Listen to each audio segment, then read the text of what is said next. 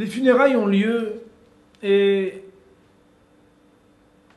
la femme du Gaon de Vilna, puisque les hommes visitent les hommes et les femmes vont visiter les femmes pour accomplir la mitzvah, le commandement de la consolation des endeuillés.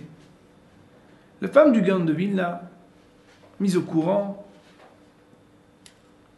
va consoler la famille du Rav Beril qui ont perdu leur époux et leur papa. Elle entre dans la maison et, bien sûr, la femme de Rav Beril n'ose la regarder. Elle entre et, pénétrant dans la salle, elle prend quelques sous qu'elle fait glisser dans la boîte de tzedaka, une boîte dont les pièces sont pour le souvenir et l'élévation de l'âme de Rav Beril. Puis, elle devance l'endeuillé. Elle prend une chaise, s'assoit à côté d'elle. Et alors qu'elle est toute gênée, la femme du Rav Beril, eh bien la femme du Gaon de Vilna lui met la main sur sa main et lui dit « Ne t'en fais pas. Tu sais, ces moments difficiles que nous avons passés, finalement, on les a passés. Et à Kol Mina Shamayim, cela venait du ciel. Mon mari m'a demandé de venir vous voir. Et il m'a demandé de te remettre quelque chose.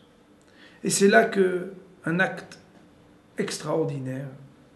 La femme du Gaon de Vilna, de prendre cette bourse des 300 pièces et de lui dire à mon mari, le Rav, le Gaon de Vilna, de qui tu ne peux refuser, m'a dit que puisque finalement on a pu vivre, malgré ces pièces qui nous ont été enlevées, alors on aimerait vous les donner pour que vous puissiez, malgré l'absence de Rav Beril, ton époux, le papa, que vous puissiez marier vos filles honorablement.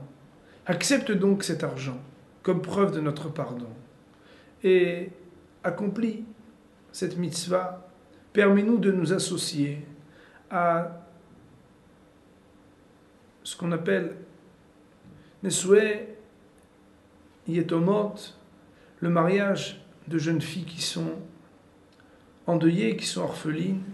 Comme on le sait, c'est une des mitzvot les plus importantes de la Torah.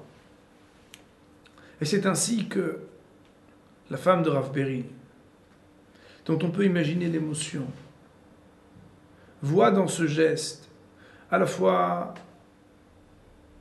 le pardon inespéré de cette famille, la famille du Gaon de Vilna, qui avait pris sur elle de vivre dans des conditions très modiques pendant des mois, alors que c'était eux qui leur avaient dérobé, et plus encore, non seulement de pardonner, mais de compatir et de s'associer à ce que, de ce deuil du départ du papa, ces jeunes filles pourront, grâce à la générosité, au renoncement, au pardon parfait du Gaon de Vilna et de son épouse, retrouver un peu de joie en ayant un mariage honorable.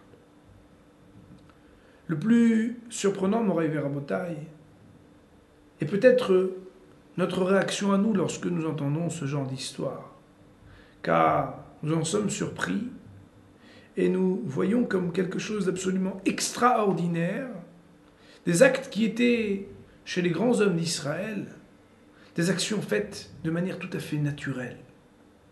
Pour le Gaon de Vilna et pour sa femme, ils n'ont accompli ici que ce qu'ils avaient le devoir de faire, et c'est peut-être ici la plus grande leçon à retenir.